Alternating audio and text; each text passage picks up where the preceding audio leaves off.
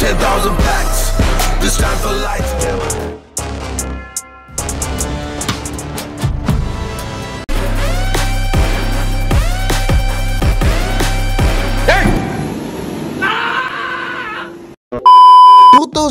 அட்டகத்தி பண்றாரு 12 இயர்ஸ் கழிச்சு 2024ல கல்கி பண்றாரு. ஒக்காளி என்ன மாதிரி growth பாத்தியான்னு சொல்ற சேனல் இது கிடையாது. அதெல்லாம் எவனாச்சும் இன்ஸ்டால மீம் போட்டிருப்பா, நீங்க அங்கேயே பார்த்து முடிச்சுக்கலாம்.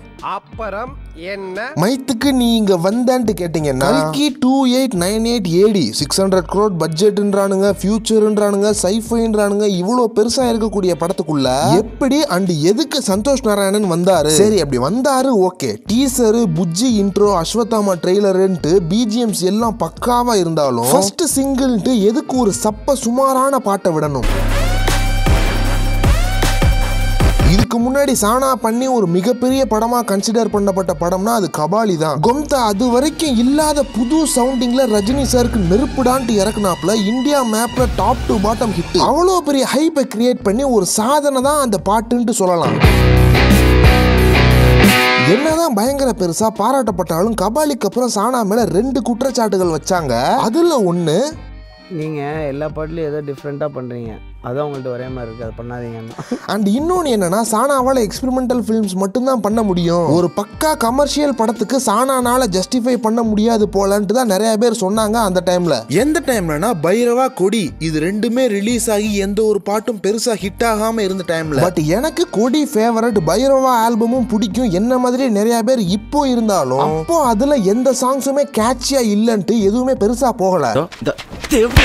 அப்போல இருந்து இப்போ வரைக்கும் சானா ஏகப்பட்ட படங்கள் பண்ணியிருந்தாலும் அதுல 95% கமர்ஷியல் படங்கள் இல்லாம கொஞ்சம் எக்ஸ்பெரிமெண்டலா இருக்கக்கூடிய புது கண்டென்ட்களுக்கு தான் கம்போஸ் பண்ணிட்டு இருந்தாப்ல. பெரிய ஹீரோஸ் படங்கள் எல்லாம் அனிருத்திட்ட போயிரும், மிச்சம் இருக்க படங்களை மத்த மியூசிக் டைரக்டர்ஸோட பங்கு போட்டு பிரிச்சு சந்தோஷ் நாராயணன் மியூசிக்கல்ன்ட்டு வர எல்லா படங்கள்லயுமே அடிச்சு ஊண்டிட்டு இருந்தாப்ல.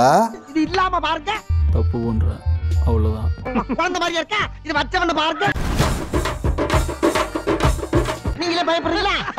அதுக்கடுத்து இவ்வளவு நாள் கழிச்சு ஒரு பெரிய ஹீரோ படம், அதாவது எப்படி இந்தியாலேயே மிகப்பெரிய ப்ராஜெக்டான ப்ராஜெக்ட் கேல ஒரு கை போட்டிருக்காப்ல. நேத்து இதுல ட்ரெய்லர் 2 வந்துச்சு. இது வரைக்கும் சானா இதுல கம்போஸ் பண்ண மியூசிக்கை பத்தி பார்த்தோம்னா 2 விஷயம். ஒன்னு, எக்ஸ்ட்ரீமா ஒரிஜினலா லைக் தெலுங்குக்காரங்கள்லாம் இப்படி ஒரு சவுண்டை கேட்டிருக்கவே மாட்டாங்கன்ற மாதிரி ஒரு சில விஷயம் பண்ணிருக்காரு. அதே நேரத்துல ஒரு புளிச்ச மாவு ஃபீல் வரா மாதிரி பண்ணதே திரும்ப திரும்ப பண்ணி இது உண்மையாலே சானா மியூசிக் தானான்னு கேட்கிற மாதிரி விஷயங்களும் பண்ணிருக்காப்ல. சோ அதெல்லாம் இந்த வீடியோல இருக்க போகுது. அண்ட் 1-2 வருஷம் முன்னாடியில இருந்து நம்ம கண்டென்ட் பிடிச்சி ஃபாலோ பண்ணிட்டு இருக்க ஓஜி வாய்ஸ் அவுட் சப்ஸ்கிரைபர்ஸ்க்காக ஒரு அனௌன்ஸ்மெண்ட்டும் வீடியோ எண்ட்ல இருக்கு. அதுவும் உங்களை ஹாப்பியா இருக்கும்னு நினைக்கிறேன். ஏதோ என்னால முடிஞ்சது. ஸோ கண்டென்ட்டோட கண்டென்ட்டா அதுவும் என்னன்னு பார்த்துடலாம்.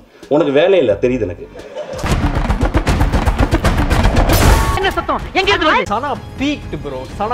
கல்கின்ற இந்த ஹோல் படமே ஒரு செம்ம எக்ஸ்பெரிமெண்டல் தான். ஃபர்ஸ்ட் அந்த டீசர்ன்ட்டு வந்த போலாம் நான்லாம் ஃபிளாட், எப்படிடா ஒரு ஹாலிவுட் லெவல் ப்ரொடக்ஷன் வேல்யூவை கொண்டாந்து நிறுத்துனீங்கன்ட்டு நான்லாம் ஸ்டன் ஆகிட்டேன். நிறைய வாட்டி அந்த டீசரை திரும்ப பார்த்திருக்கேன். But they don't want to project this as a experimental film. இந்த படத்துலயும் பாட்டு இருக்குது, இந்த படத்துலயும் ஃபைட் இருக்குது, இதுலயும் ஒரே அடியில 4 பேர் பரப்பானுங்க. ஸோ நீங்க தியேட்டருக்கு வந்தீங்கன்னா இது ஒரு பக்கா கமர்ஷியல் படமாவும் உங்களுக்கு ஃபீல் ஆகும்னு சொல்ற மாதிரியான ஒரு ட்ரெய்லர் தான் ஃபர்ஸ்ட் விட்டுருந்தாங்க. அஃப்கோர்ஸ் இப்படி ஒரு ட்ரெய்லருக்கு தான் ஜெனரல் ஆடியன்ஸ் தியேட்டருக்கு வருவாங்கன்ட்டு அவங்க மைண்ட் செட் இருக்கலாம். பட் ஃபர்ஸ்ட் வந்த ட்ரெய்லர் எனக்கு பெருசா பிடிக்கல. டீசர் பார்த்து இருந்தா அந்த ஒரு லெவல் ஆஃப் எக்ஸ்பெக்டேஷனை கம்மி பண்ணிச்சு ஃபர்ஸ்ட் ட்ரெய்லர். அதே மாதிரி தான் சானா மியூசிக்கும். உலகத்துல ஒரே ஒரு சைடு தான், உன் சைடு.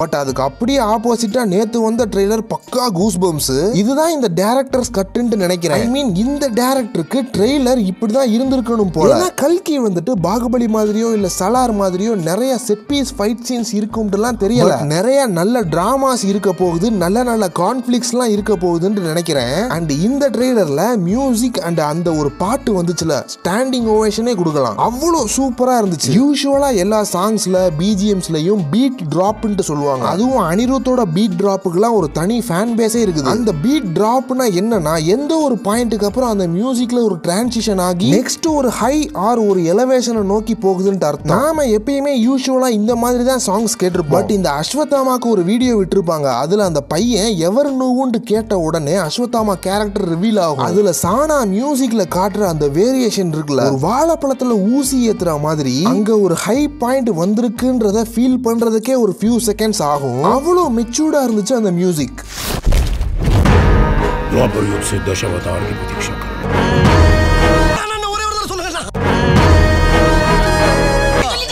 இதெல்லாம் ஒரு பக்கம் இருந்தாலும் ஒரு சில விஷயங்கள் ரிப்பீட்டடா பண்ணி கொஞ்சம் பேடா ஃபீல் பண்ண வச்சுட்டாப்ல. அதுல ஒன்னு why Anirudh singing all the songs video போட்ட மாதிரி இப்ப சானாக்கும் வீடியோ போடலாம் போல. அந்த அளவுக்கு சந்தோஷ் நாராயணன் மியூசிக் வர எல்லா படத்துலயும் எல்லா பாட்டையும் சானா பாடுறாரு, ஃபீமேல் வெர்ஷனை தீ பாடுறாங்க. அண்ட் அகைன் அந்த அனி வீடியோல சொன்ன மாதிரி எல்லாம் நல்லா இருக்கு, பட் கொஞ்சம் ரிப்பீட்டடா ஃபீல் ஆன மாதிரி இருந்துச்சு. அண்ட் அதுக்கப்புறம் இன்னொன்னு என்னன்னா சானாவோட எலவேஷன் பாட்டுனாலே அதுல இந்த ட்ரம்பட்ஸோட சவுண்ட் எல்லாம் அதிகமா வர ஸ்டார்ட் ஆயிருச்சு. அந்த ட்ரம்பட்ஸோட சேர்த்து அவரும் ஊடால வந்து அந்த பாட்டு, ஐயோ ஏன் அந்த பாட்டு இந்த தீம்ல இருக்கணும்ட்டே தெரியல. இந்த சிங்கரை கடைசியா உட்டா பஞ்சாப்ன்ற படத்துல போலீஸா பார்த்தேன். இவர் சிங்கர்ன்ட்டு அப்போ எனக்கு தெரியாதுப்பா, ஆனா நல்ல வாய்ஸ் நல்லா பாடி இருந்தாரு, பட் எனக்கு செட் ஆகல. இதெல்லாம் கொஞ்சம் நெகட்டிவ்ஸா இருந்தாலும் அந்த ஒரு மும்பை ஈவென்ட்ல எக்ஸ்க்ளூசிவ்னு சொல்லி ஒரு கோரஸ் வச்சு ஒரு பாட்டு பெர்ஃபார்ம் பண்ணாங்க, அற்புதமா இருந்துச்சு.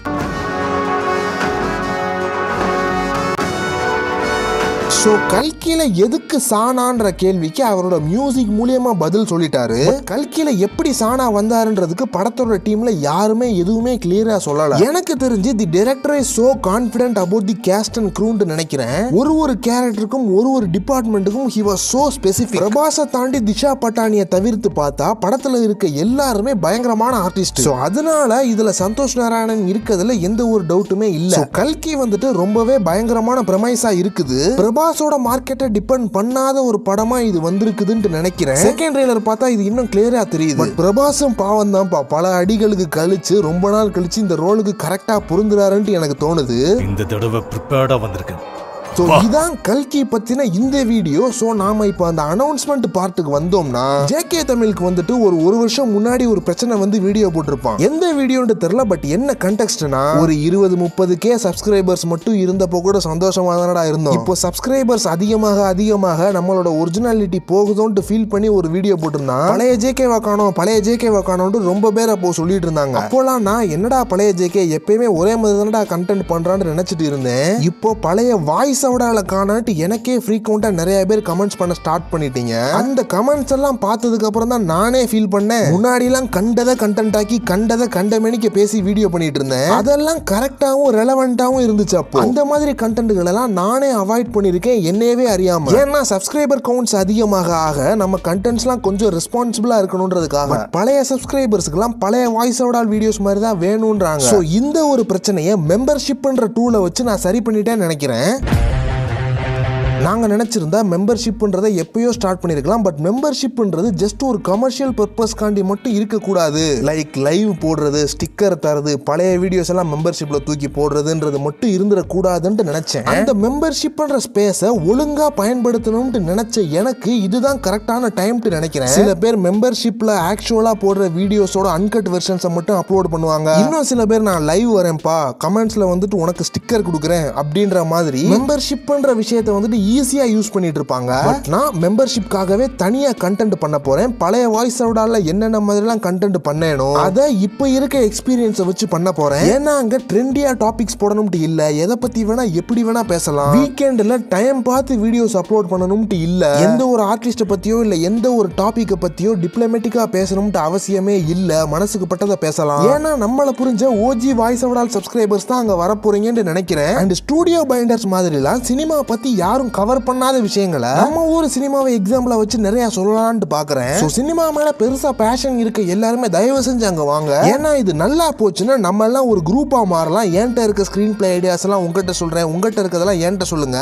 ஒரு டிஸ்கஷன் பண்ணி அனலைஸ் பண்ற ஒரு ஸ்பேஸ் வித் என்டர்டைன்மெண்டா கூட இது மாறலாம். ஒன்னு புரிஞ்சுக்கங்க, நான் இதுல வந்துட்டு 29 ரூபீஸ்ன்ற பேசிக் லெவல் தான் வச்சிருக்கேன். ஏன்னா எனக்கு நிறைய காசு வரணும்ட்டு இல்ல, நிறைய பேர் அதுல வந்து ஜாயின் பண்ணணும்ன்றதா என்ன. அண்ட் அதுல வந்துட்டு 59க்கும் வச்சிருக்கேன். நீங்க வந்துட்டு என் மேல ரொம்ப அன்புள்ளம் கொண்டவரா இருந்தீங்கன்னா அதுலயும் நீங்க ஜாயின் பண்ணலாம். பட் 29க்கே உங்களுக்கு எக்ஸ்க்ளூசிவ் வீடியோஸ் எல்லாமே உண்டு. மத்தபடி வாய்ஸ் ஓவரால ஆஸ் யூஷுவலா வர்ற மாசத்துக்கு 6-7 பப்ளிக் வீடியோஸ்லாம் வந்துரும். அடுத்த மாசம் நம்ம ரீமேக் ராஜா வர்றாப்ல. சோ நம்ம ரோஸ்ட் பண்ணக்கூடிய கண்டென்ட்களா இருக்கட்டும். அண்ட் இதுல ஆஸ் யூஷுவலா வர எல்லா வீடியோஸுமே இதுல பப்ளிக்ல வந்துகிட்டே தான் இருக்க போகுது. அதை விட்டா மெம்பர்ஷிப்ல வந்துட்டு ஒரு 4 to 5 வீடியோஸ் பண்ணணும். சோ ஒரு மாசத்துல 12 வீடியோஸ் பண்ணணும்ன்றது இப்போதைக்கு என்னோட எய்மா இருக்கு. சோ ஒரு அர்த்தத்தோட தான் மெம்பர்ஷிப் ஸ்டார்ட் பண்ணிருக்கேன்னு நினைக்கிறேன். ஒர்க் அவுட் ஆனா சந்தோஷம். நீங்க இந்த வீடியோ பார்த்துட்டு இருக்க இந்த டைம்லயே அங்க ஒரு வீடியோ ரிலீஸ் ஆயிருக்கும். சோ அதை பாக்குறதா இருந்தாலும் இந்த வீடியோ முடிஞ்சதுக்கு அப்புறம் ஜாயின் பட்டனை கிளிக் பண்ணி பாருங்க. பார்த்து உங்க சப்போர்ட்டை கொடுங்கப்பா. ரைட்டா?